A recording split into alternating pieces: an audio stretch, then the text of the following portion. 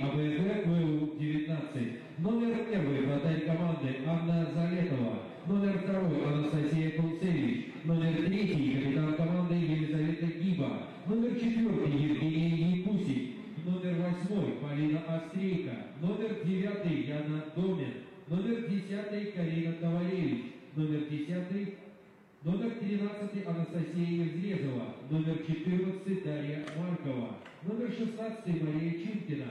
Номер 17 Елизавета Лапко. Запасные игроки. Номер 22 Мария Толстая. Номер 5 Анна Грузинская. Номер 7 Татьяна Нестюкович. Номер 11 Татьяна Фомченко. Номер 15 Валерия Кунцевич. Номер 20 Дарья Макейчик. Главный команды Владимир Шиндиков.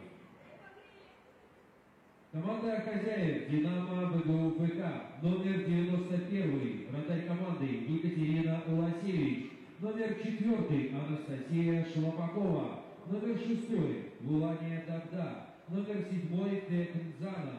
Номер 14 Карина Альховик. Номер 18 Вика Николаенко. Номер 20 капитан команды Виктория Казакевич. Номер 22 Анна Кулипенко. Номер 25 Лебоган Карамалепе. Номер 88 Надежда Сисе. Номер 99 Анастасия Лики. Запасные игроки. Номер 63 Елизавета Сивко. Номер 5 Виктория Валют. Номер 9 Татьяна Мартушевская. Номер 10 Дарья Стешко. Номер 11 Юлия Дубик. Номер 17 Кристина Тиховодова.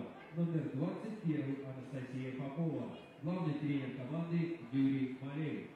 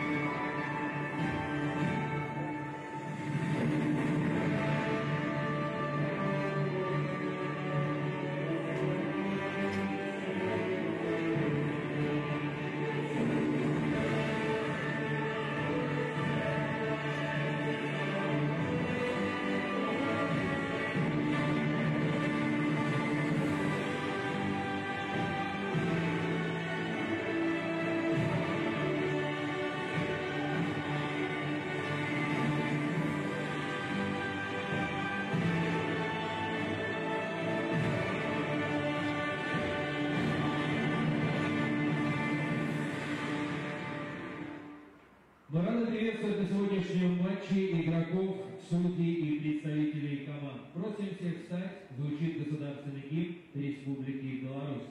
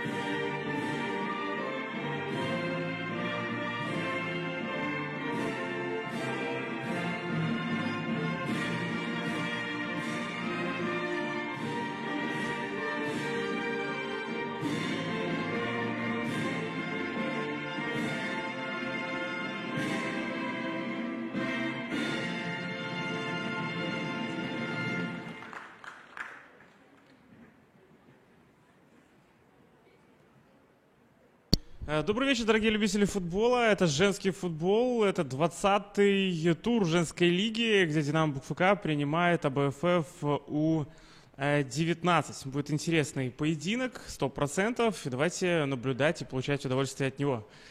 Назовем составы играющих команд совсем скоро. Все уже готово, гимн прозвучал. Видимо, девушки-футболистки в боевом настроении, в приподнятом духе. Сегодня команда «Динамо» играет в белой форме, а БукФК, это АБФФ, играет в голубой форме. Состав играющих команд начнем с «Динамо». Екатерина Уласевич, номер 91. Виктория Казакевич, капитан, номер 20. Анна Пилипенко, 22. 7-й номер Нзана Калет. 99 Анастасия Линик, 4 Анастасия Шлопакова, 14 Карина Ольховик, 18 Вита Николаенко, 88 Надеж Сисе, 25 Эстер Рамалепе, 6 номер Клаудия Вулане. Главный тренер Юрий Малеев. Ну и команда АБФФ, первый номер Анна Залетова, 16-й Мария Чинкина, 3-й Гиба Елизавета, капитан команды, 2-й номер Анастасия Кунцевич, и угловые зарабатывают. Или все-таки отворот? Отворот у нас будет, АБФФ будет водить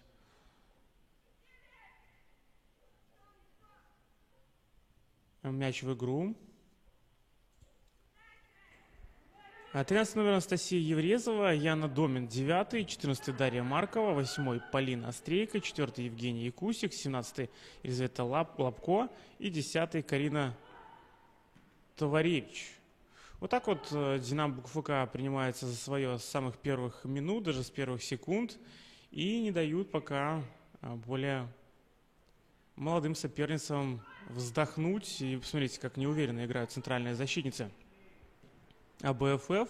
Но тяжело по таким давлениям. Видно, команда Юрия Малеева хочет взять под контроль мяч с первых минут и, конечно же, забить поскорее, чтобы потом попроще было.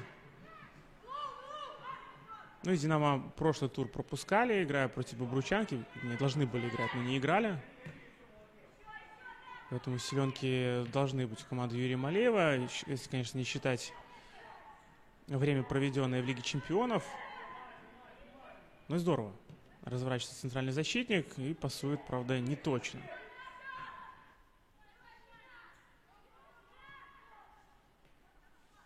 Отличная игра в пас на своей половине. Но если так продолжится, то, конечно, «Динамо» уже совсем скоро должны будут отличиться. В центре поля было открывание, но играют назад девочки из «Динамо БукФК». Ну и прессинговать боятся футболистки АБФФ. Пилипенко получает мяч. Центр пас, это Ромалепия. Вроде как удобно приняла себе на ход, но в итоге защитницы АБФ сработали уверенно и выбили мяч. Конечно, состав у «Динамо» просто великолепный. Жаль, конечно, что в Лиге чемпионов не удалось себя проявить должным образом. Даже удалось посмотреть мне немного совсем игру против «Аполлона». Игру, в которой «Динамо» проиграли со счетом 0-2. Дополнительное время играли и уже там уступили, в общем-то, в этой встрече. Действительно неплохо играли, создавали моменты, владели мячом больше. Но, правда, выиграть не удалось. Ну и две команды в Лиге чемпионов не продолжат участие. Удар издалека. Ну, не слишком сильный удар был и, конечно же, совсем не точный. 4-я минута встречи, пока у нас 0-0. Но «Динамо» подбирается к воротам Анны Залетовой. И ударов все больше и больше с каждой секундой, с каждой минутой. Однозначно сложно будет сегодня играть команде АБФ против такого соперника, как «Динамо ГУФК», команда, которая находится на первом месте, естественно. 18 матчей сыграли, 54 очка набрали. Ни разу не проиграв в чемпионате. Возможно, именно вот это вот положение в турнирной таблице и сыграло злую шутку с командой Юрия Малеева. Неуверенность, а излишняя самоуверенность в своих силах. Пас направо. И как здорово играет игрок БФФ. Это была у нас Евгения Кусик. Сегодня она, кажется, играет на краю полузащиты. Как правило, ей удобнее, и вообще она чаще всего выступает либо под нападающим, либо в нападении. Вместе с Домин неоднократно она играла.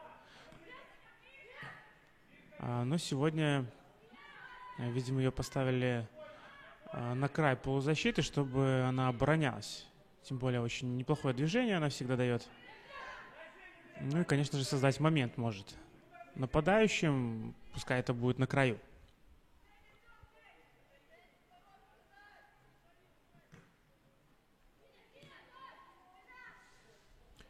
А в нападении сегодня у нас у АБФ играет Домин вместе с Дарьей Марковой.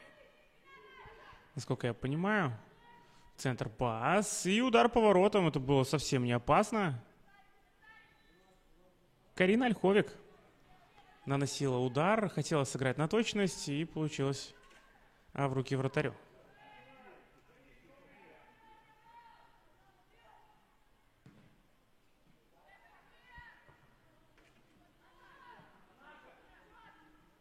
Концевич с мячом. Ромалепи сзади, удар по воротам. Но это привоз на самом настоящий.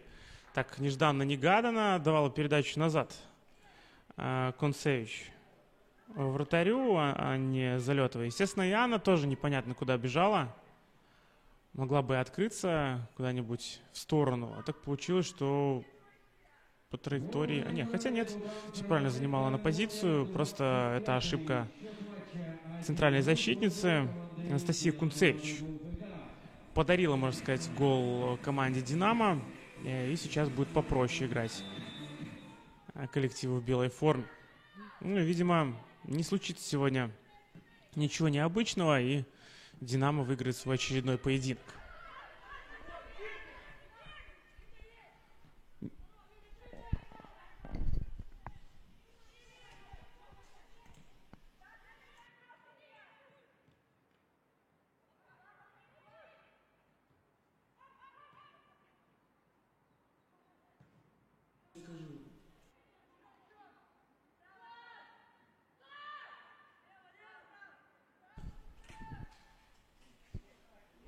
Седьмая минута встречи, и «Динамо» у нас ведет.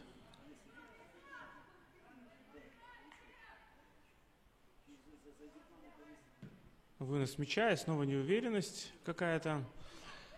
Есть ощущение, что БФФ сегодня вышли на игру с какими-то трясущимися ногами. Испугались они, видимо, авторитета команда, которая находится на первом месте, и играет совершенно не свою игру. Удивительно, ведь в последнее время девчонки из сборной показывали достойную игру, и даже как-то непонятно, почему именно так развиваются события. Во-первых, ни разу они не перешли центр поля за 7 минут. Ошибка на ошибке. Даже сейчас центральный защитник ошибается.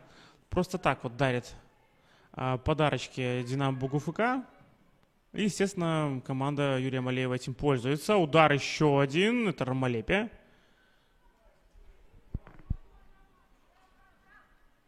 Вот непонятно, правда, кто забил. Это была либо Нзана Калет, либо Клаудия... Нет, не Клаудия Уланя, это была либо Эстер Ромалепе. Честно, я номер не рассмотрел, но мне почему-то показалось, что это была Нзана Калет.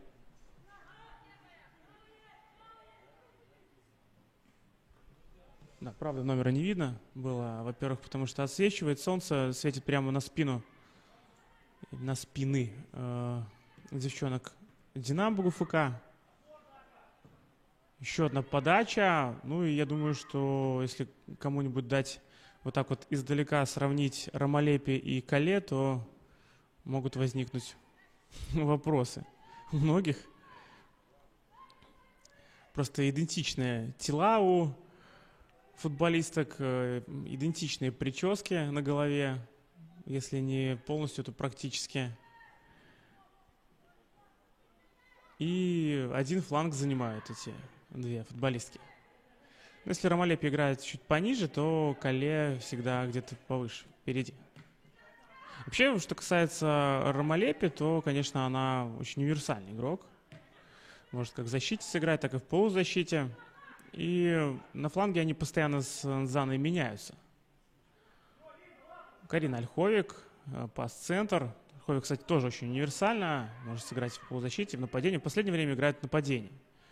Много забивает, много голевых передач на ее счету. Вообще, если сравнить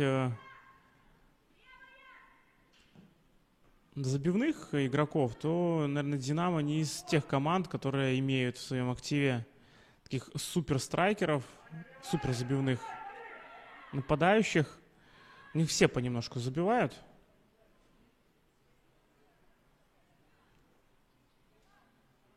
Ну, а лучше бомбардирую Анна Пилипенко. 19 мячей у нее на счету. Нет, но если, конечно, считать, что 19 это немного, то... 19 мячей у Пилипенко, у Виктории Валюк 18 мячей, так же, как и у Карины Ольховик. У Насти Шлопаковой 15 и 14 у Анастасии Линик. То есть в целом вот такая вот пятерка, которая настреляла уже почти 100 мячей. Берет игру на себя Ольховик, но потерял в конце концов. Мы посмотрим, может быть, удастся Домин убежать от супербыстрых защитниц. Ну и такой сегодня у нас чернокожий центр поля у Динамо Бугуфк. В центре две супербыстрые и очень габаритные центральные защитницы. Будет сложно, конечно же, нападающему зацепиться хотя бы. То, чтобы уже создать какой-то момент. Ну и посмотрите, Якусика дает Марковой. И у Марковой есть возможность пробежаться. Ну, и как будто боится она бежать и играть против центрального защитника Динамо.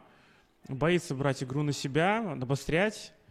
Ну, поэтому всего лишь только угловой. Да, конечно, Якусик могла бы немного помедленнее передачу отдать. А так получилось, что она загнала в угол поля Маркову, и оттуда ей было тяжело резать угол. Тем не менее, Маркова могла бы как-то и посолиднее сработать. Якусик, подача. Вот уже первый подход к воротам соперниц. И, кстати, было опасно. Подача-то получилась хорошая. Вратарь неуверенно сыграла. Сегодня Екатерина Уласевич занимает позицию в воротах. Нзана Кале отдает мяч Ромалепе. Вот такая вот классическая смена. Да. Защитница сразу же бежит вперед, а полузащитник падает на ее место. Но игра успокоилась. Динамо, как только забили гол, сразу же перестали так вот язвительно и резко атаковать ворота Анны Залетовой. И как-то поспокойнее стало. И у команды АБФ было время прийти в себя. И сказал только сегодня группу судейской бригады. Судья сегодня главный Алексей Шипица, или Шипица. Помогают ему Татьяна Даньковская и Артур Серик. Вынос недалеко, удар издалека. Вынос недалеко, а удар издалека получился. Четвертый судья у нас Владимир Русаков и инспектор Валерий Карипанов. 14-я минута встречи. И есть возможность выбить мяч на чужую половину Анны Залетовой.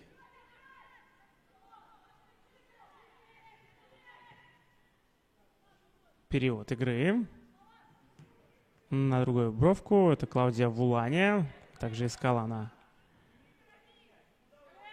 Кале.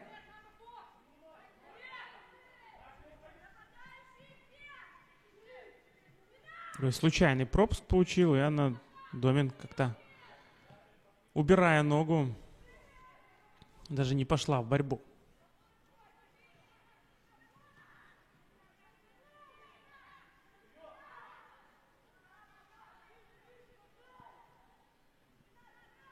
Это было рискованно, и потеря состоялась.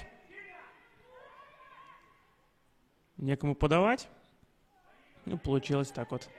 На дальнюю штангу, где была Ромалепе Дзана. Это отличное взаимодействие. Очень здорово играет в стенку. Футболистки Пилипенко. Ей мяч достался. Контроль мяча, позиционная атака. В общем-то, наверное, в таком вот стиле будет проходить наш поединок в большей степени. Это позиционная игра Динамо, контратаки АБФ. Видимо, редкие, судя по началу игры. И удар с лету не попадает по мячу как следует. Ромалепе, Зана помогает ей. Прострельная передача на Ольховик, но только лишь угловой.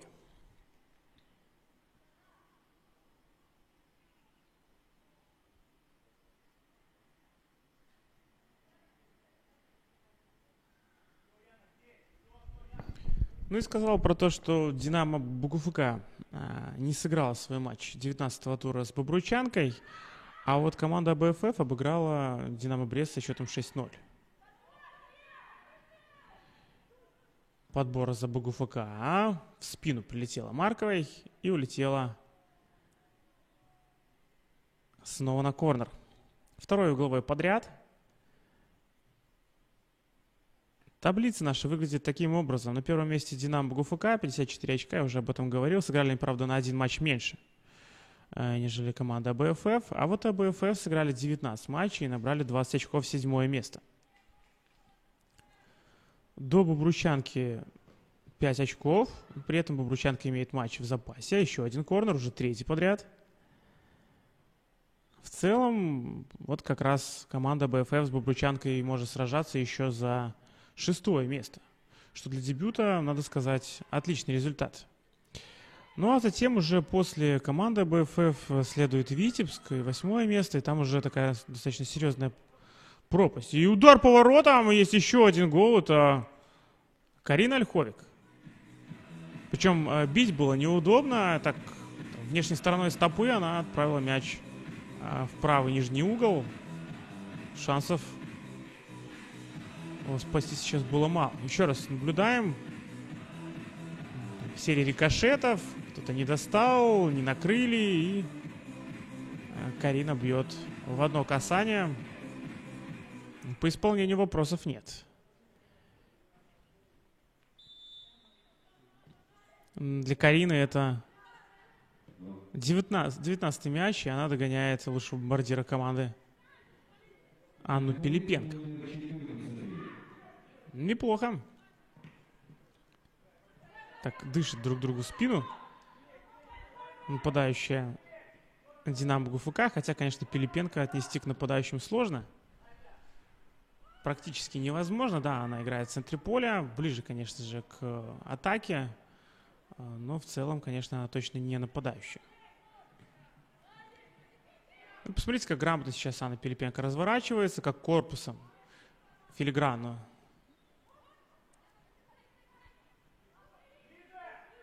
играет Анна.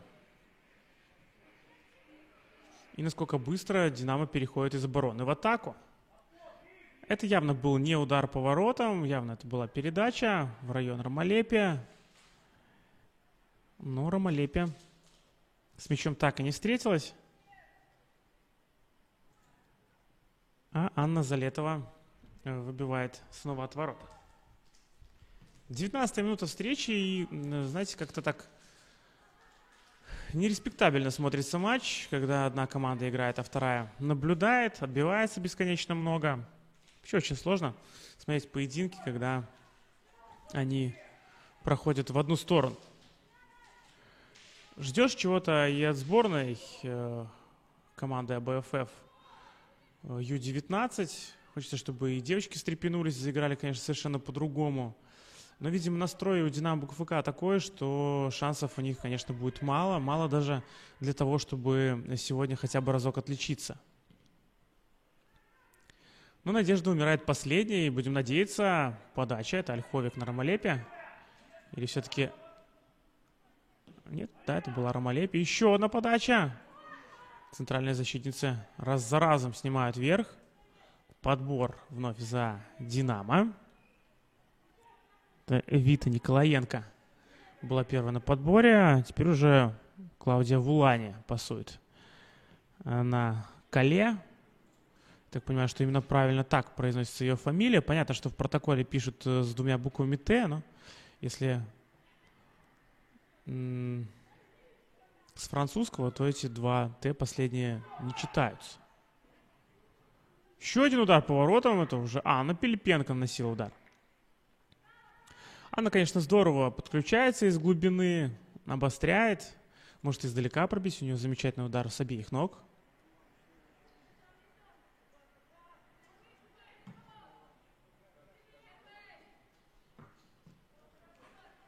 Вулани выбивает за боковую.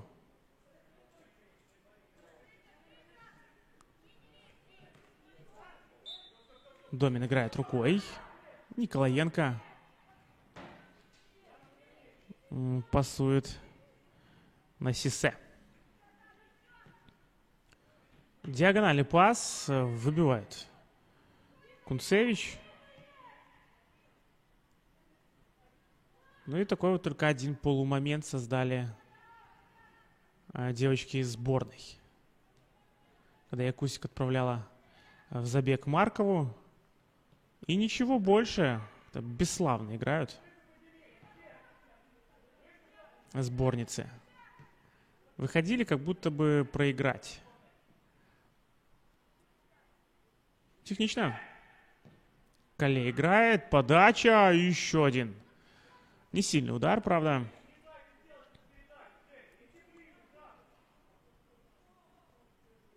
Линик била поворотом.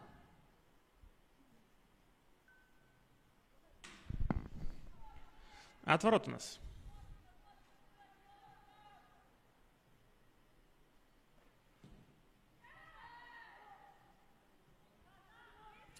Ну, пишут в чате, что снова 10 голов забьют футболистки Динамо.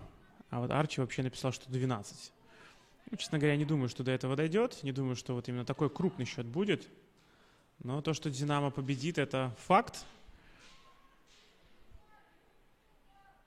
Хотя я могу ошибаться.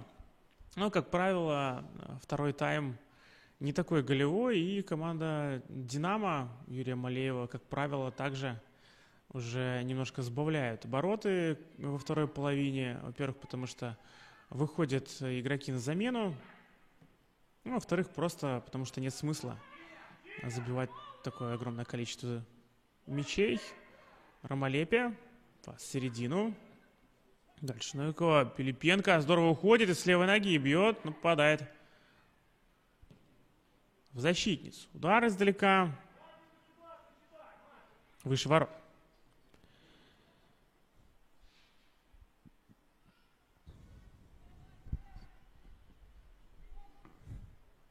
Да, я постоянно называл Езрезову Домин. Это она сегодня в нападении играет.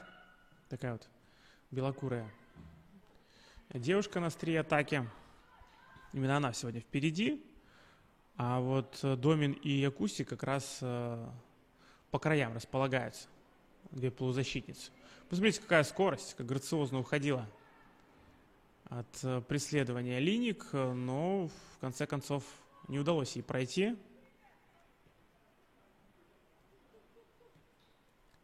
Разворот атаки. Калия, Ромалепия. Такая классическая связка. У Кунцевича так просто не пройти. Угловой. Тоже неплохой вариант для того, чтобы отличиться. Сейчас уже Динамо некуда торопиться. В принципе, игра сделана. Думаю, что и Юрий Малеев как раз просил того же от подопечных. Против таких вот команд, которые играют низким блоком, которые всю игру обороняются, важно забить, конечно же, на первых порах. Еще один гол. И снова Карина Ольховик. Теперь она уже выходит на чистое первое место в команде по забитым мячам.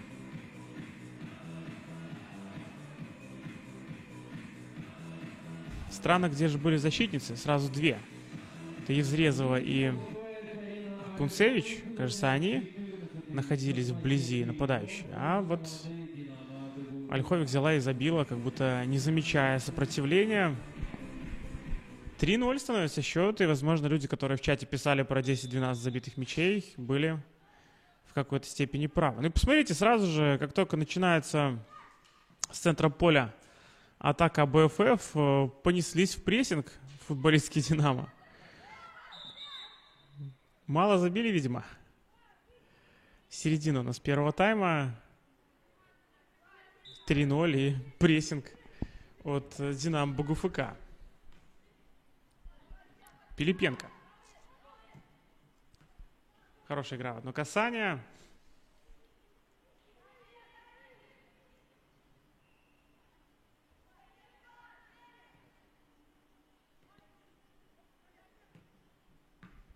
Николаенко рисковала, и риск не оправдался. Хотя «Динамо» снова с мячом. Линик вводит из-за боковой. Ромалепия может разобраться и с двумя, и с тремя игроками соперниц. Всего лишь удар от ворот. Не получилось даже угловой заработать. Ну, давайте назовем, наверное, варианты замен сегодняшней нашей встречи. У «Динамо» в запасе Елизавета Сивко, номер 63, Кристина Тиховодова, номер 17, Юлия Дубень, 11, Татьяна Маркушевская, номер 9, Дарья Стешко, 10, Виктория Валюк, номер 5, Анастасия Попова, номер 21. Линик пасует на Николаенко, а та бьет выше ворот. То есть получается, что сразу 3 нападающих у «Динамо» ГУФК. Здесь варианты для того, чтобы усилить атаку, хотя это, видимо, не пригодится. Также не пригодится и укрепление обороны. Пока все на своих местах и справляются легко по всем статьям в команде «Динамо», чего не скажешь про команду БФФ, у которых в запасе 15 номер Валерия Кунцевич. Кстати, она может выйти, очень такая габаритная девушка, может выйти и навязать борьбу. Возможно, ее в центре и не хватает. Хотя она так ближе к нападению обычно играет. Ошибка при пасе на Ольховик. Также Татьяна Нестюкович, номер 7. Анна Грузинская, номер 5. 11 номер у Татьяны Фомченко. 22 Мария Толстая. И 20 Дарья Макейчик. Немножко не добили до полной заявки. Всего лишь 6 замен команды БФФ. Вход в штрафную. Удар. Это сейф Анны Залетовой. Еще один удар. Сильный удар получился. Снова Ольховик. Сегодня она, видимо, хочет пентатрик оформить. Уже дубль на ее счету есть. Ну, дальше продолжает поддушивать защитниц вместе с вратарем.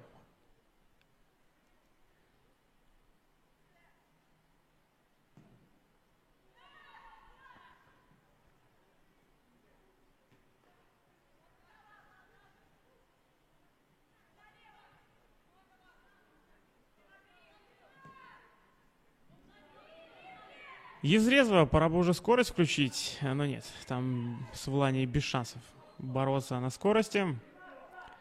Слишком быстрая защитница. Ну а что касается Сисе, то, конечно, в первую очередь это игрок, который отвечает за второй этаж. Так можно посмотреть, да, такая вот необычная связка центральных защитников, когда одна низкорослая, а вторая очень высокая. Ну, понятно, что Влания такой страхующий центральный защитник. Как правило, бежит за спину своему партнеру по команде. Ну и очень редко, видимо, приходится подбирать за спиной у Сисе, у Влании. Действительно очень высока. Посмотрите на ее рост. Даже на экране заметно, что данные сумасшедшие у центральной защитницы. Такой суперсовременный прототип защитника. Нарушение правил. И будет у нас штрафной удар недалеко от ворот команды АБФФ. 161 человек смотрит нас на данный момент в YouTube.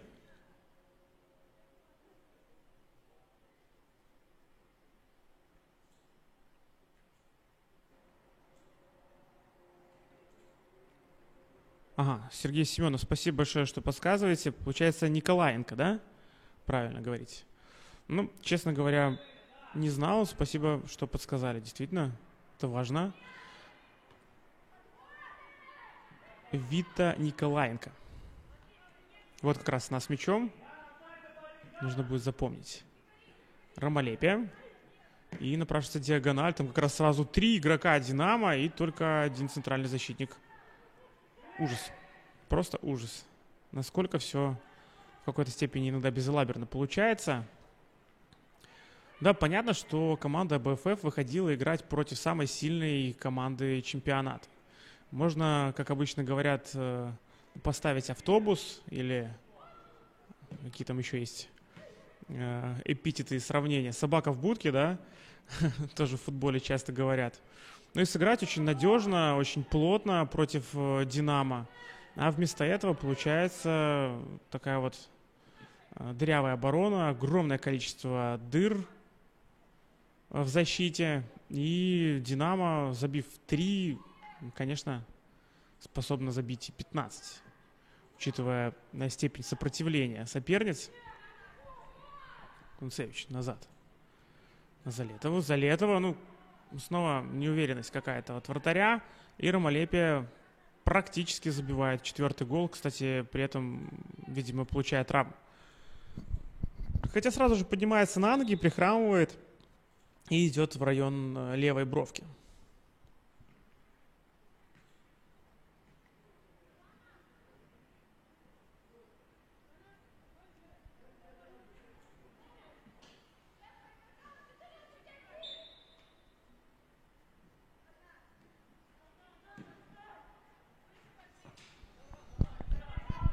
Спрашивают, Динамо в Лаче отобрались? Нет, Динамо в Лаче не отобралась. На замахе пыталась Пилипенко убрать защитницу, не вышло. Вынос мяча Евзрезова. Евзрезова зацепила за мяч, как мне показалось. Нет. Хотя, видели, ассистент рефери указал на то, что мяч должен был быть у команды АБФФ. А вот главный судья сделал выбор в пользу Динамо ГУФК.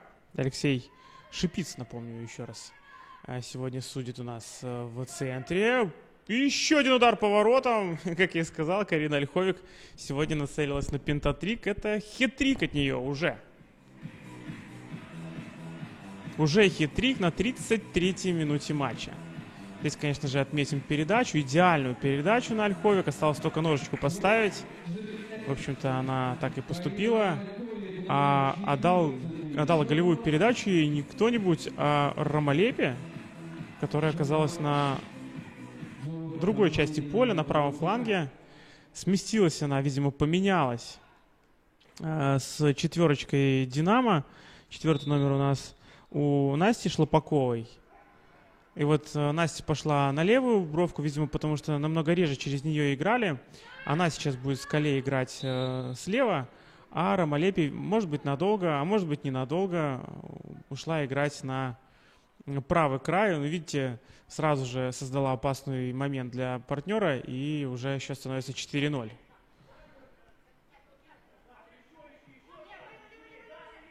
На 34-й минуте встречи. Да, опасно. До десяточки могут, конечно же, дойти футболистки «Динамо». Отличный пас Ромалепе. Пилипенко. Так, немножко завязались ноги у нее, и мяч пошел в другую сторону. Не вперед, а назад. Линии, удар издалека. Все надежно. Ламедак пишет, как стоячих обходят, развлекаются. Ну да, я тоже уже об этом говорил, и это странно, конечно. Во-первых, тут касается дела настроя на игру. Как-то очень бездарно вышли футболистки АБФФ, и, как обычно тоже говорят, не бьются за победу. Не оставляют все силы на поле, в отличие от «Динамо».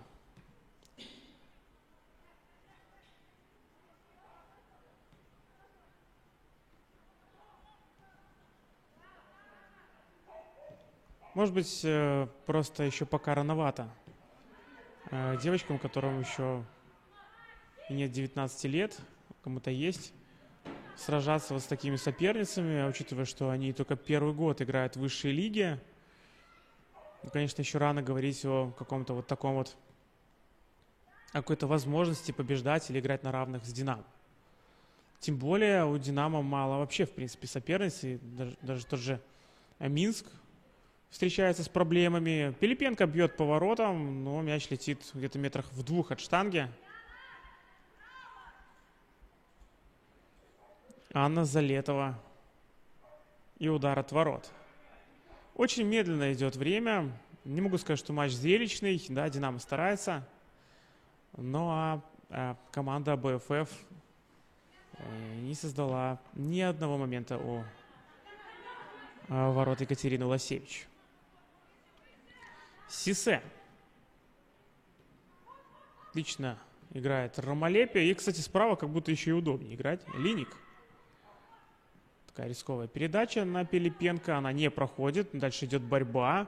Отлично оттеснила сейчас корпусом защитница АБФФ соперницу, но дала передачу в аут. Сама, видимо, испугалась своих действий на поле. Вулания. Кале. Шлопакова. Есть рядом Линик, но потеря. Ну, видно, что команда Юрия Малеева перегружает центр. Здесь они создают преимущество числовое. Посмотрите, сколько сейчас в середине игроков «Динамо». Это Пилипенко, Линик, Ольховик играет как ложная девятка, не всегда на острие атаки. Плюс полузащитницы часто смещаются в середину, и Ромалепе, и Шлопакова. Вот и получается, что в центре бывают минимум 3, а максимум 5 человек. И, конечно же, такой вот молодой центр поля команды АБФФ просто не справляется. К тому же еще и с более опытными футболистками. А когда оставляют 1 на 1 футболисток на краях, то, конечно же, такой класс у футболисток «Динамо», что они могут обыграть не то чтобы одного игрока, могут даже 2 и 3. На выходе мы имеем колоссальное преимущество и такой вот безликую игру сборной. Якусик, вот кто может сотворить чудо. Это такой Месси для команды АБФФ, если, конечно, уместно сравнивать женщин с футболистами мужского пола. Но сегодня у Якусик ничего не получается, она, видимо, тоже перегорела. Конечно же, и девочки тоже хотят доказать свою состоятельность, хотят уже в следующем сезоне играть за «Динамо». Я уверен, что каждую футболистку, которую не спроси, хотят ли они оказаться в «Динамо» ГУФК, они ответят положительно. Ольховик немножко опустилась. Пилипенко от Линик мяч получила. Шлопакова.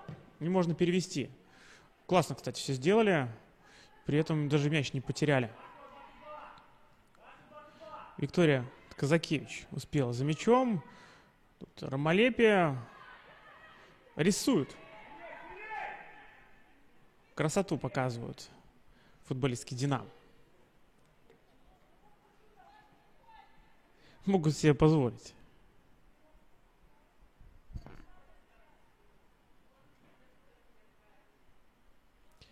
Ну и вот Перина пишет: мне кажется, они хотят отыграться за поражение в ЛЧ. Да, возможно. Всем хотят доказать, что поражение было неуместным, да? Но, если честно, конечно, очень обидно, что и «Динамо», и «Минск» не справились со своей задачей и проиграли первые матчи полуфинальные, не вышли в Лигу чемпионов. Я уверен, что обе соперницы были по силам. Но это футбол. И это, опять же, говорит о уровне чемпионата в какой-то степени, что нужно прибавлять с каждым годом, с каждым сезоном. И так уже даже в этом сезоне можно говорить о том, что и популяризация женского футбола действительно набирает ход. И уже в этом году многие говорят о женском футболе. Наконец-то стали намного больше времени уделять девочкам, женщинам с мячом. Раньше об этом даже и думать запрещали. Ну и, конечно, чемпионат. Видно, что растет. Я думаю, что если так продолжится и так много сил и времени будет уделяться женскому спорту, не только футболу, да и вообще в целом, то, конечно, мы выйдем на совершенно другой уровень, и там уже будем говорить не о случайностях и о случайных выходах, а о достоинствах нашего спорта. Подача. Кале. Хорошая игра в 1-2 касания. Как красиво. Действительно, в стеночке играет футболистки. Подача еще раз. Там Залетова. Первая на мяче. 41-я минута встречи. 4-0. И совсем чуточку остается у нас в первом тайме понаблюдать за командами. У Залетовой сегодня много работы. Смотрите, как она сейчас от страха перепуганная выбивает мяч за боковую. Там Ольховик на нее надавила. Ольховик как раз с мячом придумала, конечно, сейчас. Угловой будет наша встреча. Вот так вот слегка побежал Ольховик на вратаря, и тут же психологические проблемы. Они налицо, и причем я об этом, наверное, весь первый тайм говорю, что как будто боятся в футбол играть игроки АБФФ. Причем я не один матч комментировал в этом сезоне команды АБФФ. И, честно говоря, они ни разу не выходили на матч вот с такими вот трясущимися ногами. Очень достойно играли. Очень смело, не боялись идти вперед, атаковали, как правило. И в какой-то степени для меня такое серьезное удивление вызывает происходящее на поле. Николаенко дала пас на Линик. Линик подает в штрафную. Вынос мяча. Евзрезова. Мы забыли про нее. А вот она и потеряла мяч. Там Линик была слишком близко. Рядом с ней Николаенко развернула атаку. Казакевич оказался на левом фланге. Полностью поменяли фланг. Посмотрите, Шлопакова с Казакевич на левой бровке, а Кале с Ромалепи оказались правы. Я думаю, это какая-то задумка. Причем постепенно менялись, не так сразу. И, честно говоря, не знаю, как это может стратегически повлиять на ход встречи. Ольховик. Ее вход в штрафную, пас на Пилипенко. Ольховик, Пилипенко. Залетова. Мяч в нее. Да, как стратегически может повлиять на ход матча вот эта вот замена фланга. Даже не замена, смена фланга. И для чего это сделано, я понять не могу. Конечно, это нормальная практика, когда два полузащитника меняются бровками и оказываются на противоположном. Но зачем еще и защитников менять? Наверное, временная процедура, и уже Казакевич вернулась на свое место, но дает пас на Ромалепе. Как раз Слепакова не возвращается направо. Хочет ближе к трибуне, видимо, быть. Хотя сегодня без зрителей проходит матч. Насколько я понимаю, Динамо Юни еще пока не открыли. И до официального открытия матчи будут проходить без участия смотрящих.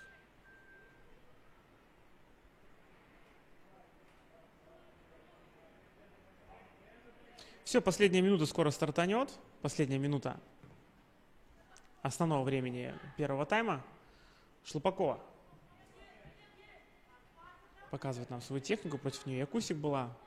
Кале находит Николаенко. Николаенко вот такой вот из глубины заброс. Вы смотрите, хедшот. Самый настоящий. При этом Ромалепи умудрилась затылком принять мяч. Пилипенко падает и, наверное, пенальти. Да, пенальти будет нашей встречи на 45-й минуте матча. Абсолютно заслуженная 11-метровый. Желтая карточка отправляется к Домин. Шлопакова будет исполнять.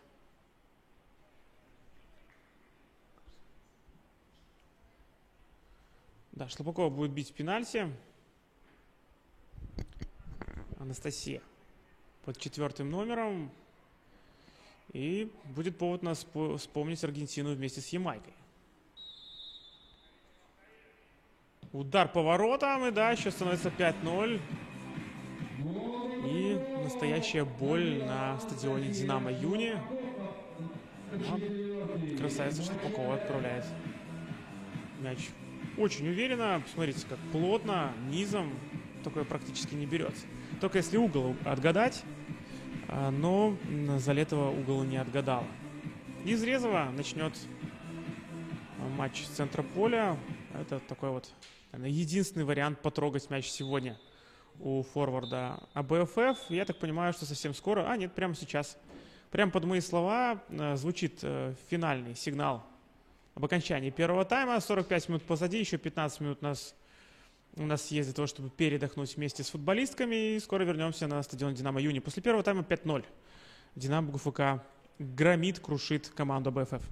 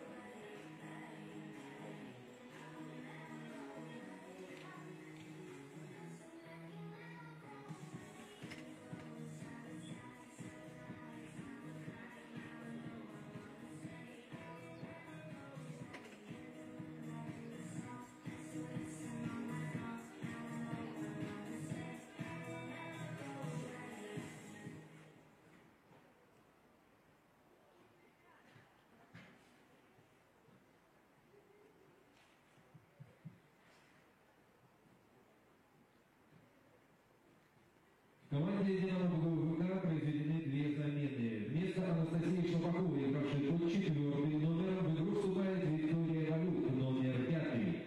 Вместо Анны Пилипенко, игравшей под 22-м номером, в игру вступает Татьяна Маркушевская, номер 9.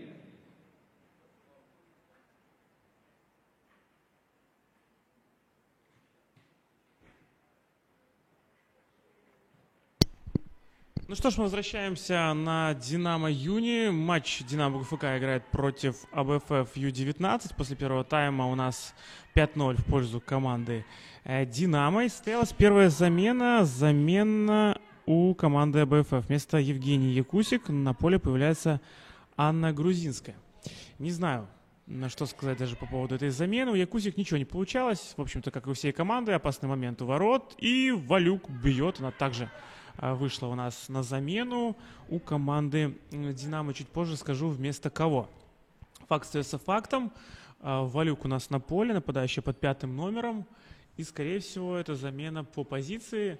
Посмотрим, решился ли на замену Ольховик Юрий Малеев. Нет, Ольховик уже, видно, на поле осталась. 14 номер, вот она как раз на ближней штанге. Сейчас будет бежать, открываться. Ей пас последовал, но она за мяч не зацепилась. Но если эта замена была не вместо Ольховик, тогда непонятно вместо кого. Возможно, Линик ушла с поля. Чуть позже попробую разобраться.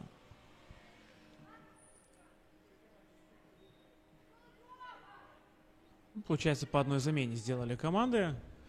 Если АБФФ, наверное, просто обязаны были хоть одну замену сделать после первого тайма, то у «Динамо» БГУФК точно эта замена не вынужденная. Команда играет замечательно, играла замечательно в первом тайме, и все у них получалось. Просто надо дать поиграть всем девочкам и в заявке, которая, тем более, когда игра дается, еще такой благоприятный.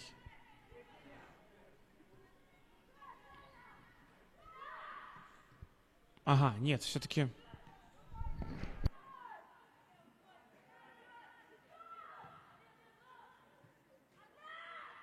Нет, все-таки замена была у «Динамо», и это вместо Шлопаковой вышла у нас на замену Валюк. Такая вот замена. А в это время, кстати, успели провести неплохую атаку футболистки АБФФ. И Евзрезова пасовала, пыталась подать в штрафную, а получилось куда-то за пределы поля. Ну что ж, как-то более такой, что ли, равный матч у нас во втором тайме. Естественно, приспустят немножко колеса и свой атакующий потенциал футболистский «Динамо». Это 100%, быть может и нет. Не будем пытаться загадывать. Пилипенко пасует налево. Там у нас Кале дальше продлевает. Линик. Было забегание от Казакевич, но пас последовал на Кале. Николаенко, Казакевич. Что творят, а? Уже сколько пасов? 15-20 сделали друг другу. Конечно, без продвижения, конечно, без обострения. Но все же, посмотрите, какой контроль мяча. Барселона с тики-такой. Ну, что касается Ромалепи и Кале, то они вернулись на свой фланг. Шлопакова у нас ушла, вместо нее вышла Валюк. Получается, что Ольховик, игравшая в центре нападения, пойдет на край. Будет играть справа с Казакевич. Ну и, видимо, часто смещаться в середину. Учитывая, что ей удобнее в центре играть. Как раз сейчас она в центре оказалась, а Казакевич полностью всю бровку, видимо, себе заберет. И будет играть своеобразного такого коридорного латераля. И опять же, с помощью вот таких вот смен, изменений, можно говорить о том, что перегружает центр поля футболистский «Динамо», и от этого все последующие проблемы у АБФФ. Линик, кстати, рукой сыграли футболистские АБФФ, но это осталось вне внимания судьи. Якусик, где же ты играешь? Я пытаешься обвести, Кале бьет, но слишком высоко. в Ютубе, в чате, никто ни за кого не болеет. Ну, пишут, что 11-0 будет. Это Пау Атеи. Ну, кстати, вон Луи Пораль пишет: Хола из Мексики. Представляете, даже в Мексике смотрит женский футбол из Беларуси. Вместе с буррито в руке и текилой, конечно же. Есть нарушение правил. Уронили на газон Марию Чинкину. И Кусик. Заброс, но сегодня нападающие просто обезврежены, обескуражены, деморализованы и обезмячены. Кале теряет мяч. В общем, ничего не меняется, только, наверное, отсутствие забитых голов.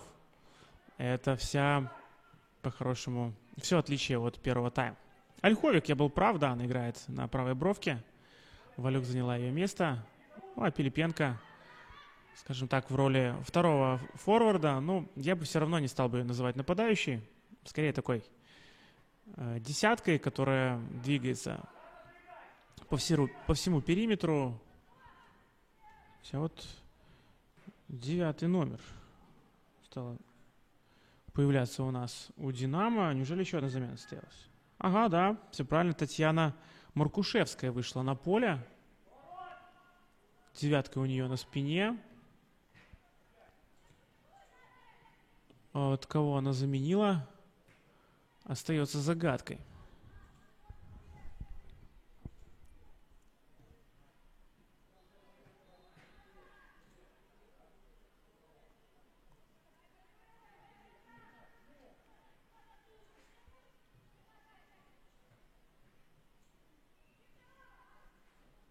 Возможно, Пилипенко.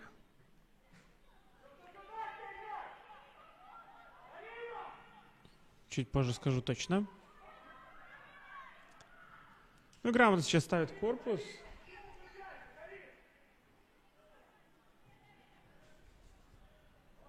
Да, вместо Пилипенко Маркушевская вышла у нас на поле. Еще одна замена у «Динамо» БГУФК, уже вторая. А вот БФФ, пускай и не получается у них многое, замен пока не делает. Нарушение еще одно против Валюк. Нарушила правила у нас Елизавета Гиба. Очень интересная фамилия Гиба. Либо Гиба. Если кто-то знает точно, то обязательно подсказывайте, пишите в чате. Будем проводить корректировки. Линик, она подает.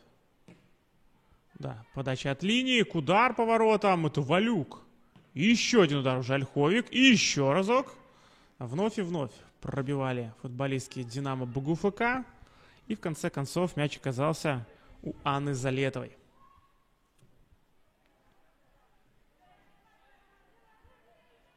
Недолго музыка играла, и БФФ Ю-19 мяч потеряли. 54-я минута встречи. Линик, Ольховик. Ольховик обыграна. Одна из игроков БФФ. Пас направо Казакевич. Очень грамотно себе пробрасывает мяч и подает.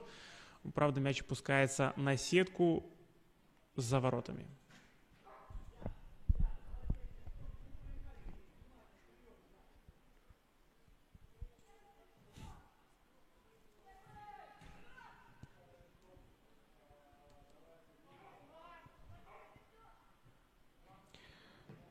А Осама Тоуми 9-0 пишет, что будет.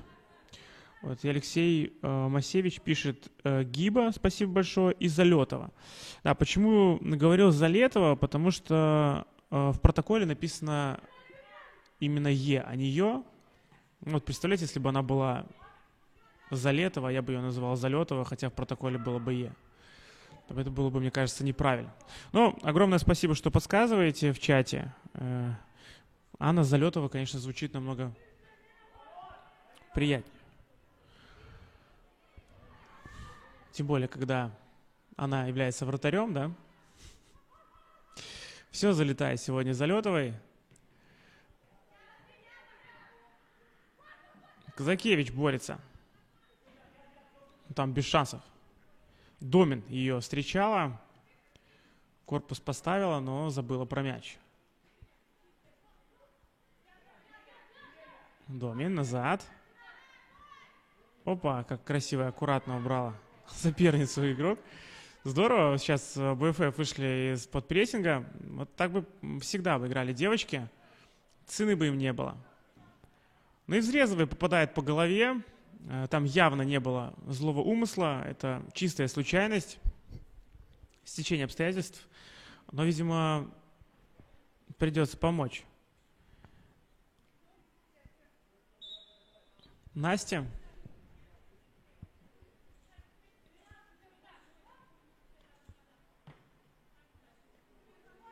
Неудачно. Потеряла мяч Дарья Маркова, которая так же, как и Евзрезова, незаметна сегодня. Не фигурируют они в главных ролях. Такой вот. Внизу титров. Девочек поставили бы, если бы это был фильм.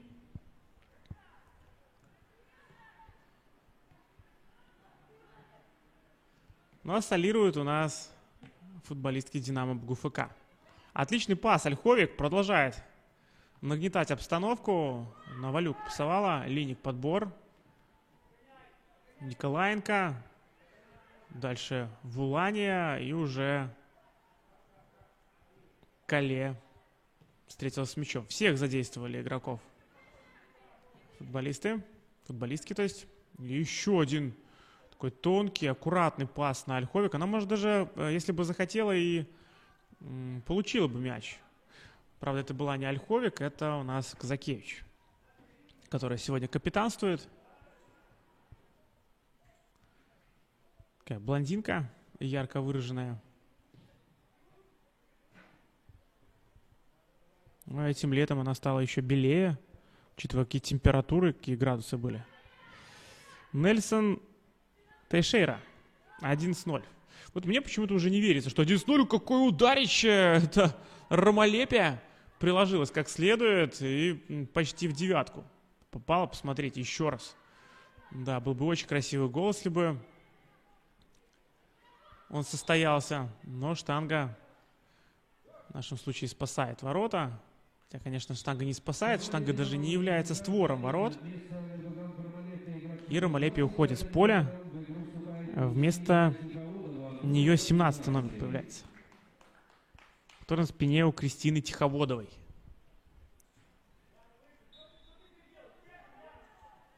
Якусик.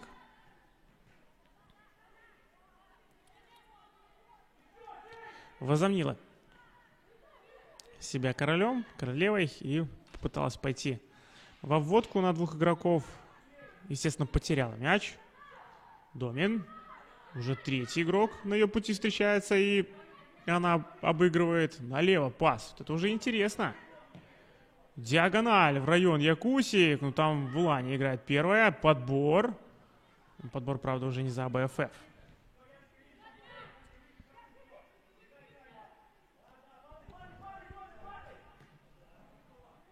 Снова перехват. Сисе играет первой. Острейка против Казакевич. Ну, наконец-то стали борьбу навязывать. Вот где собака зарыта. Вот с чего нужно было изначально строить игру. Просто не проигрывать борьбу. Или, по крайней мере, в нее идти. Чем явно пренебрегали девочки из сборной. Вот как только борьбу навязали, не считая, конечно, вот этих вот всех ошибок, но это все, естественно, нивелируется за счет и победы в единоборствах. Ольховик все здорово сделала, прострелила, но, правда, в руки Залетовой. Так вот, как только стали идти в борьбу, в отбор, сразу стало что-то получаться и вырисовываться. Время еще есть, можно хотя бы попробовать забить разок. Евзрезова против Сисе. Увидели, насколько выше Сисе была нападающую АБФФ. Как с ней на втором этаже-то?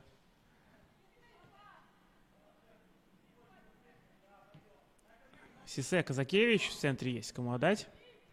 Линик ошибается. Евзрезова не ожидала подарки. Не любит принимать подарки Евзрезова. Просто так вот отдала Сисе. Да. Я недавно комментировал какой-то матч, Евзрезова оформила хит-трик. Но сегодня, видимо, не ее день. Я, конечно, ее понимаю.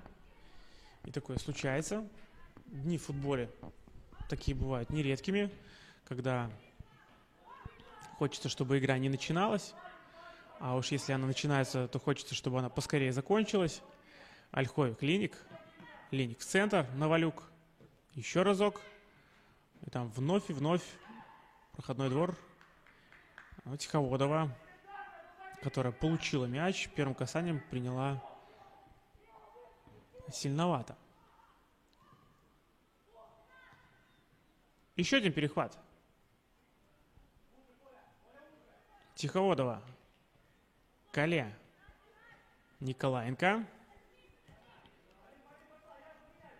Здорово развернула на Казакевич. Казакевич назад, линии, подача, удар, еще раз. О, как красиво получилось. Там сброс своеобразный. И уже Маркушевская, кажется, она из глубины головой переправляла в перекладину. Да, точно, Татьяна Маркушевская. Смотрите, вот пас, Валюк дальше продлевает. Маркушевская бьет и попадает в каркас ворот, а затем уже Ольховик бьет на трибуну. Там сетка была, и поэтому на трибуну мяч не полетел. 62-я минута встречи, и, вы знаете, команда БФФ еще ни разу не пропускала. А во второй половине и даже были какие-то полумоменты, предпосылки для того, чтобы нарисовать опасность у ворот «Динамо».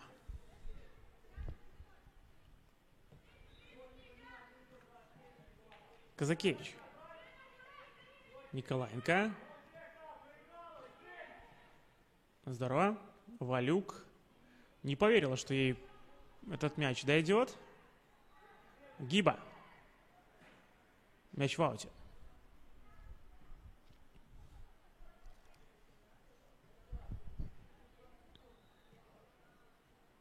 Джек 88. АБФФ симпатично смотрится, но почти все, что они пропустили, это глупые ошибки, привозы, самим себе, видно, не хватает опыта.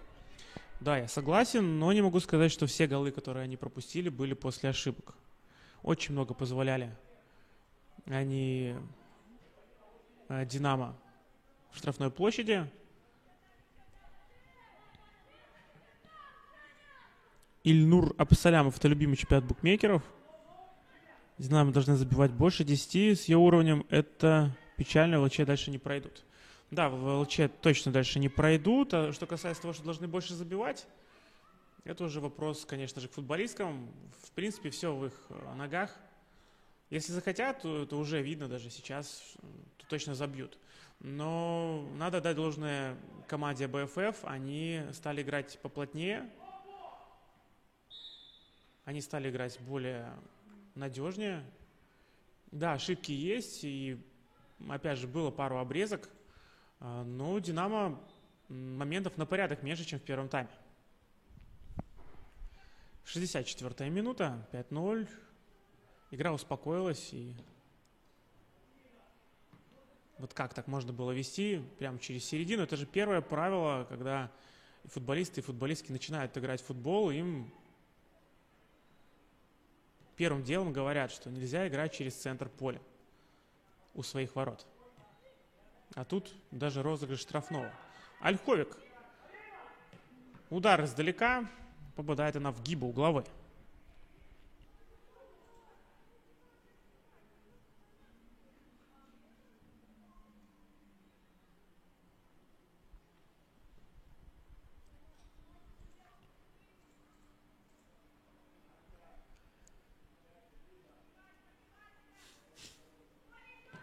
Подача.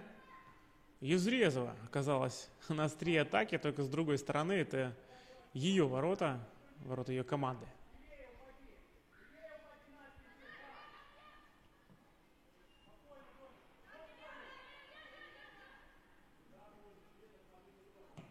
Еще один навес и снова из Резова.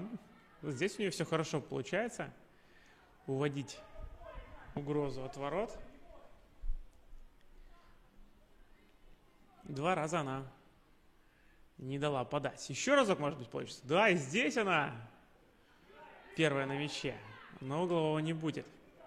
Линик. Тиховодова. Симпатично хотела развернуться, но Домин не обмануть. Изрезова. Дальше продлевал. Ну, Казакевич поставил свой не самый мощный корпус. И вот в таких вот моментах, конечно, видно, что действительно опыта команде не хватает. Где-то нужна какая-то пауза. Или, может быть, сыграть как-то похитрее. Быть может, вообще никуда не бежать, попробовать сыграть в пас. Но пока вот эти вот детско-юношеские эмоции, они не дают играть на равных против Динамо. Николаенко теряет мяч, но там была Линик, она тоже сделала неточную передачу. Но это не мешает при этом Динамо оставаться с мячом раз за разом. Сколько бы ни теряли они мяч на чужой половине, всегда он остается при них. Кале пробрасывая себе, и уже, мне казалось, будет подача, но лишнее касание, которое позволило АБФФ вернуть мяч себе.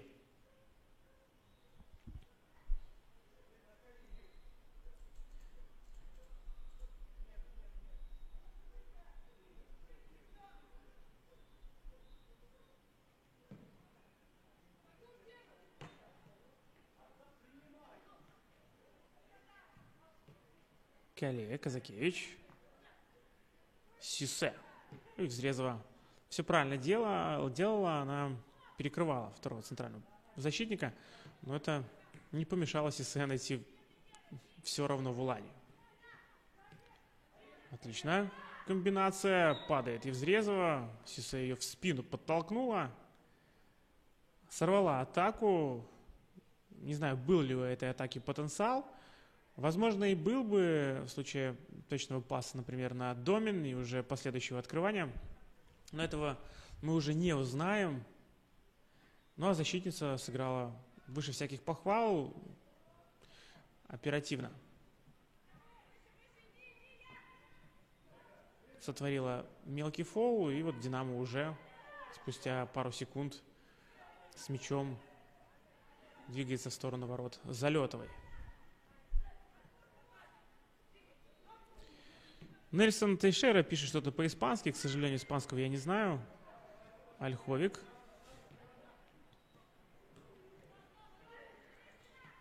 Ольховик.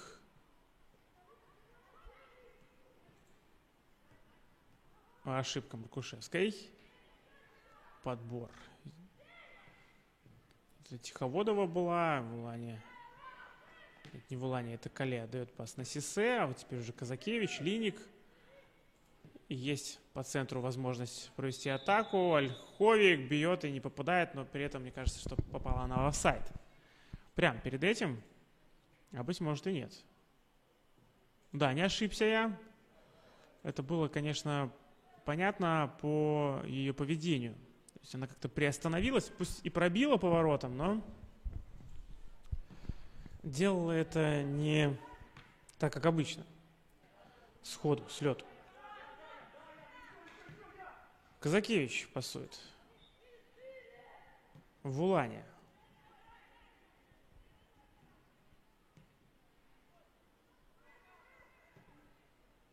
Сисе. Николаенко. Ольховик. Оставляет ее 1 в 1. Может и обыграть? Не обыгрывает? Не обыгрывает. Казакевич подача.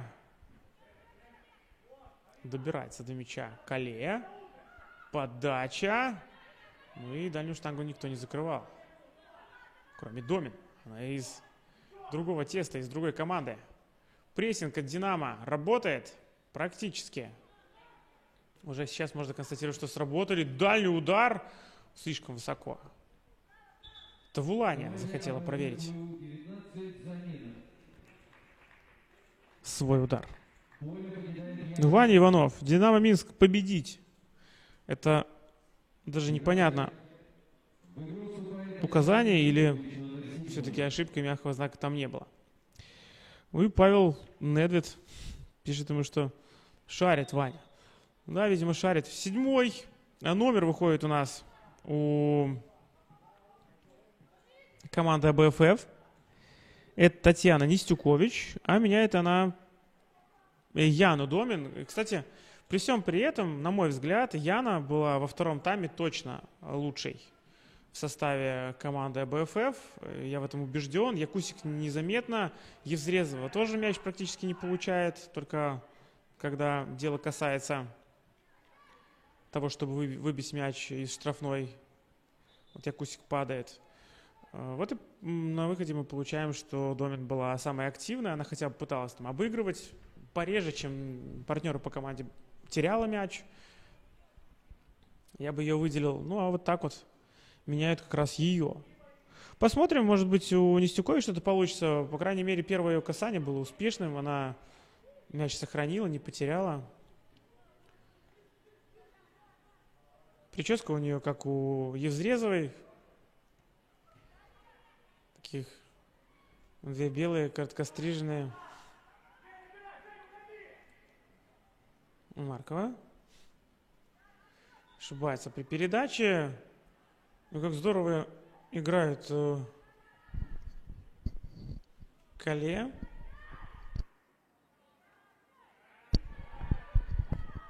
Снова мяч у Динамо. Центр пас. Линик. Продлила. Николаенко. Ольховик удар. И что, еще один гол? Это уже покер от Карины Ольховик. 6-0 становится счет. Да, сегодня ее день, однозначно. Самый активный игрок, самый обостряющий, больше всех бьющий. При этом она постоянно находится одна. Никто ее сейчас не встречал. Гиба была рядом с ней. Так же, как и Полина Острейко. Но никто из этой пары защитниц не накрыл этот удар от Карины. 4 мяча забила Карина, как я за всю карьеру. Теперь уже можно ее менять. В первом тайме я говорил про то, что сегодня Карина, возможно, забьет 5. Но, видимо, ее скоро заменят. Мне так почему-то кажется. Она, по крайней мере, как будто готовится к уходу. Да, Казакевич и Ольховик уходят. Вместо Казакевич выходит у нас 21 номер.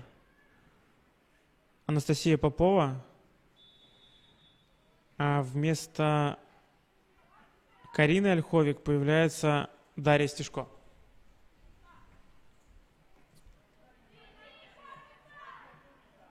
Массовые замены состоялись.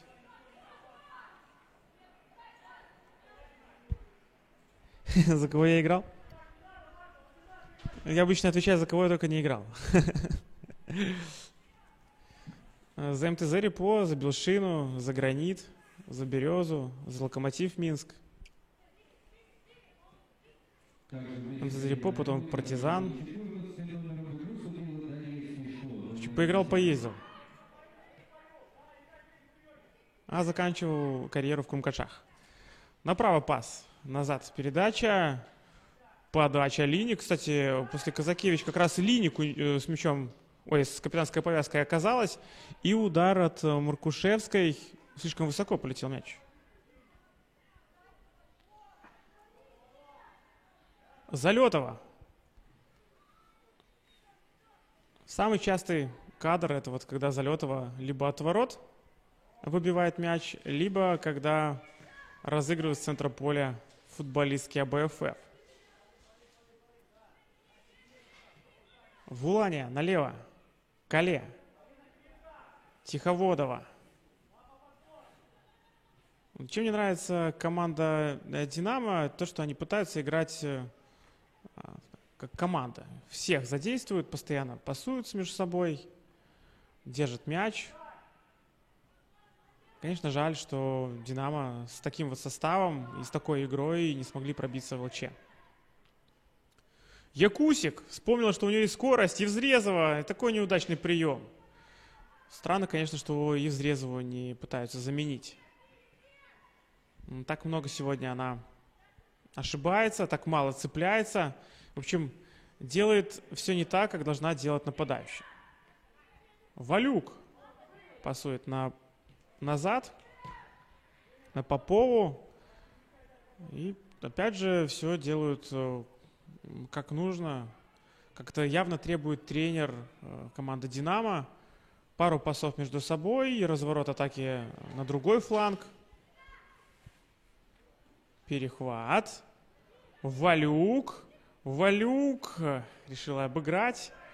А у нее было пространство для того, чтобы пробить. Здорово. Еще и с финтами.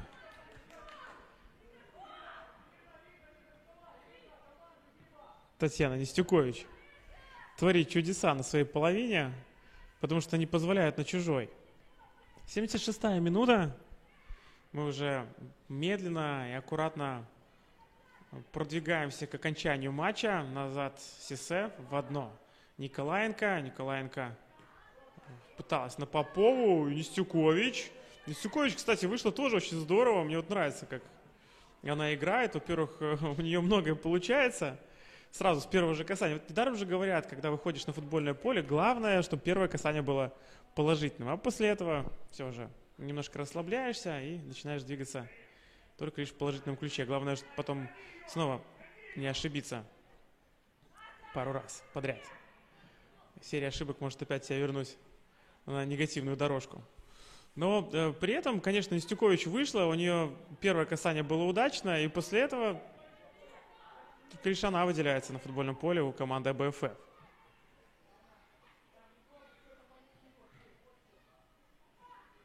Попова. Стешко. Кстати, Дарья Стешко была основным игроком в начале сезона. Потом Валюк выиграла у нее конкуренцию. Но при этом Валюк часто остается на скамейке.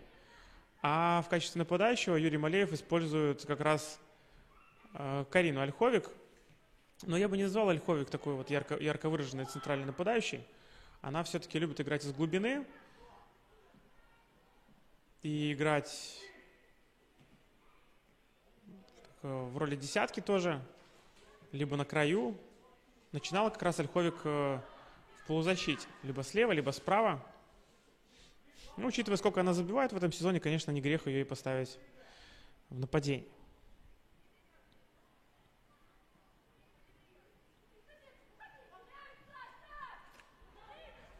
Ну, что касается тотала и количества забитых мячей, я говорил вам еще в первом тайме, что не верю в 10-11 забитых голов, потому что, первое, это «Динамо» во втором тайме обычно сбавляет обороты и перестает так много забивать. То есть всю игру они делают в первом тайме. А второе, что хотел второе сказать? Да, очень много замен, потому что делает Юрий Малеев, как правило.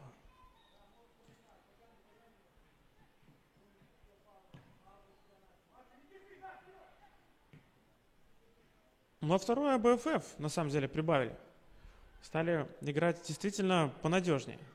И все чаще и чаще так отодвигают нападающих подальше от створа.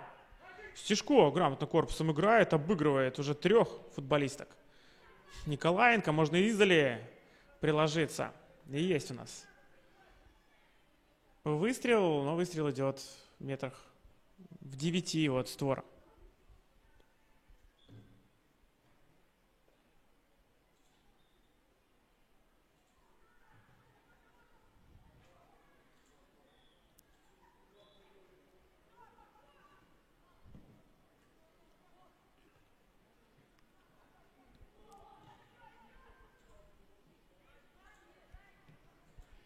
Пас направо.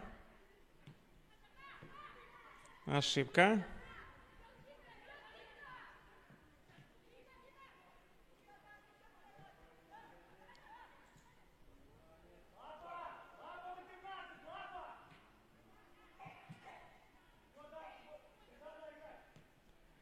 Евзрезова получает мяч и получает спину от Маркушевской. 10 минут остается у нас до конца матча. Замена. 15-й номер выходит у команды АБФФ. Это Валерия Кунцевич. Я, кстати, про нее вспоминал сегодня, и очень странно, что так мало времени дали ей поиграть. Говорил я про то, что очень такие серьезные габариты у этой футболистки. В борьбе она могла бы принести пользу. Но уже как-то поздновато пить боржоми, и не знаю, что тут можно придумать. Вместо нее уходит, я так понимаю, Елизавета Лобко, номер 17. Как-то так.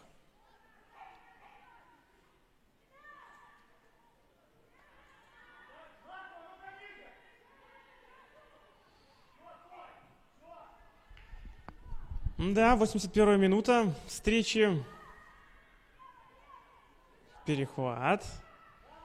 Массированная атака Динамо БГУФК. Стешко. Дальше продлевает на Линик. Капитан, нынешний капитан, переводит на левый фланг. В одно касание на Стешко. И как вот все вместе красиво смотрелось. Динамично. И продвигая мяч вперед. Маркушевская ударила, попала в защитницу. Дальше Валюк. 4-4-2 схема, два нападающих, и причем таких два очень сильных, серьезных нападающих. Это Валюк и Стешко, они действительно очень крупные. И Тиховодова решила пробить, Залетова тащит.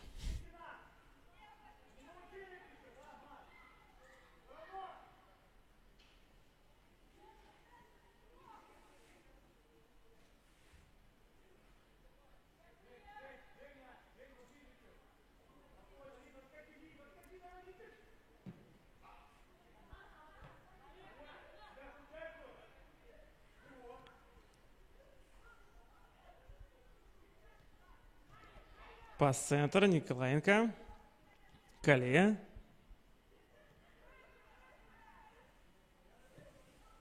Сисе.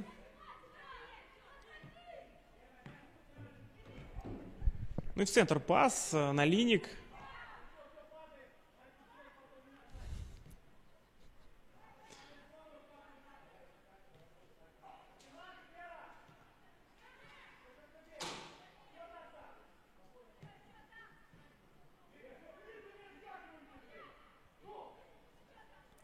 Удар, и еще один мяч залетает в ворота. 83-я минута, 7-0, забивает Линик.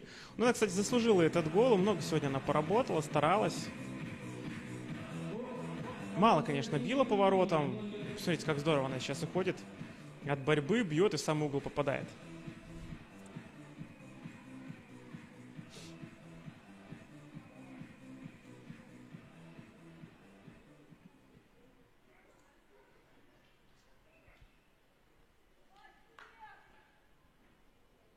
Евзрезова снова с центром.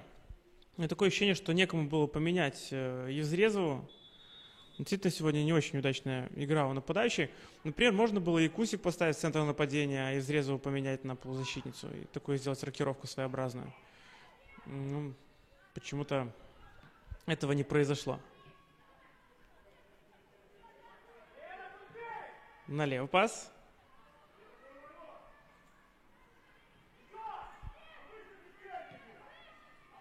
Центр. Валюк, удар, Залетова. Отбивает этот не сильно пущенный мяч. Ну что, последние, даже не 5, еще пока 6 минут остаются. Не знаю, будет ли добавлять судья к нашей встрече еще что-нибудь. Я не думаю, что эта игра заслуживает дополнительного времени. Но возможно.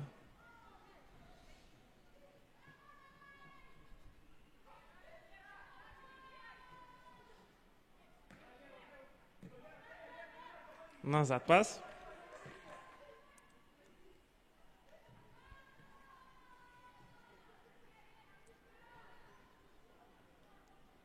(7-0). Опять же, если говорить про количество забитых мячей, то если бы сейчас Динамо немного темп увеличили, то, я думаю, могли бы спокойно еще парочку мячей забить. Но большинство людей, насколько я понимаю, в чате ставили на 11 мячей в этой встрече. Пас направо, Валюк, удар по воротам от перекладины.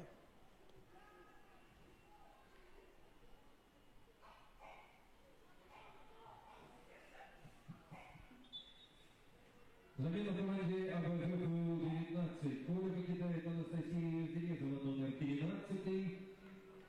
Прошу прощения, поле покидает Евгений Якусик, номер 4. Еще одна замена. 20-й номер у АБФ появится на поле. Вместо Якусик Елизаветы у Евгении выходит у нас Макейчик Дарья. Игрок под 20-м номером.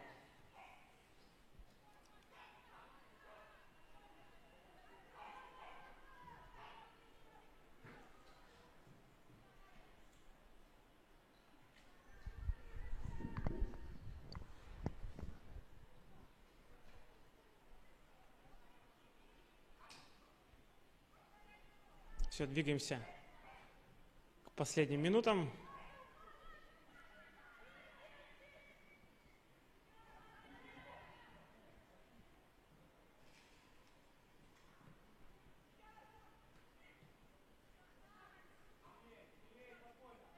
Кунцевич на Гибу отдала пас. Острейка. Кунцевич. Потеряли мяч, в конце концов, футболистки АБФ. Сисе, Валюк.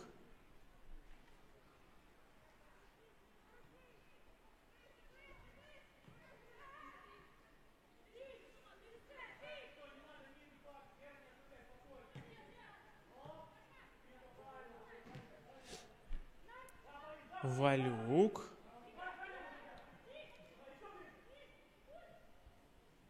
Всех разбросала. Пас в середину отдала. Тиховодова. Подбор. Линик. И получилось, что первый тайм 5 мячей забили, а второй тайм только 2. Уже 3. Уже 3. Стешко забивает.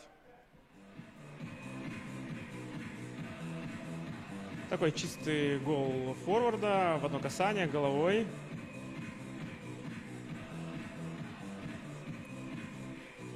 И уже 8-0 становится счет на 88-й минуте матча. Сплошные восьмерки, да? 88-я минута. 8 мячей забили футболистки Динамо БГУФК. Команде АБФ-12 замена. Поле покинула Анастасия Евзрезова, номер 13. В игру вступила Татьяна Волченко, номер 11.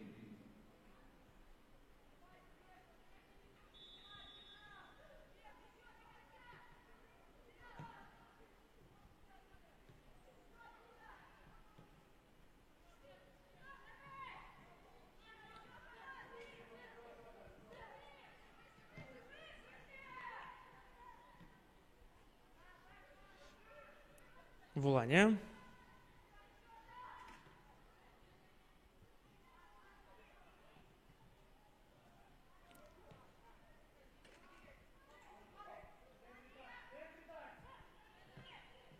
Направо Попова.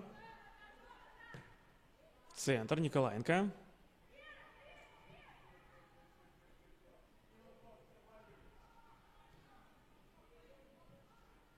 Тиховодова. Центр. Ну, такой симпатичный пропуск. Валюк. Ей тоже, наверное, хочется забить, как нападающий. Вертикальный пас. Перехват Николаенко.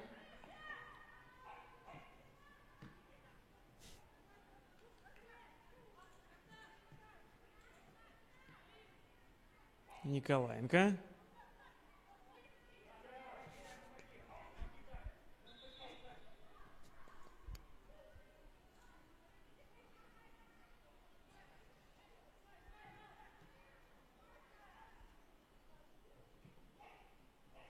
Сисе. Последние 30 секунд в нашей встрече. Попова куражится вместе с Валюк. Попова. Центр Стешко. Как здорово. В одно касание. Валюк, Тиховодов. Если бы сейчас Тиховодова замкнула головой, то это было бы очень красиво.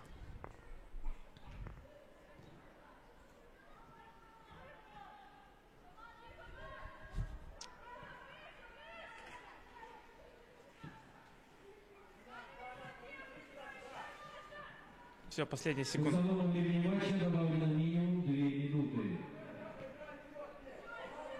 2 минуты добавили к нашей встрече. Валюк, уже катится Нестюкович, Линик. Ну что, тут единственная интрига, живущая в этом матче, это будет ли еще один гол от «Динамо». Точнее, от АБФ.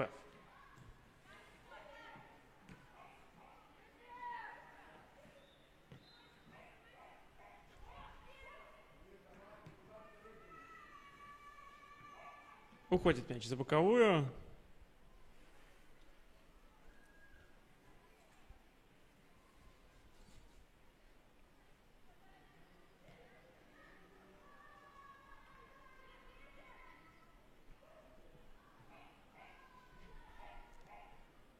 Пас направо. Тут такой прессинг, что выйти из обороны будет очень сложно. Потеряли мяч игроки АБФ. Все, последняя минута. Скоро этот страшный сон закончится для сборниц. И результат закономерен. 8 мячей «Динамо». Это еще не самый худший вариант для сборной. Могло быть, конечно, намного больше. Оставили бы Ольховик на поле, я думаю, голов было бы побольше. Удар издалека под мяч бросилась Маркова. Тем не менее, будет удар от ворот. Залетова даже не спешит.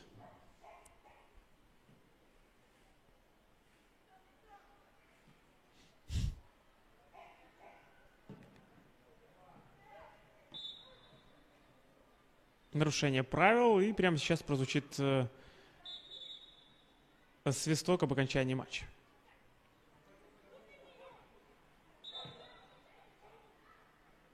Не с того места ввели, я так понимаю. Такой принципиальный судья.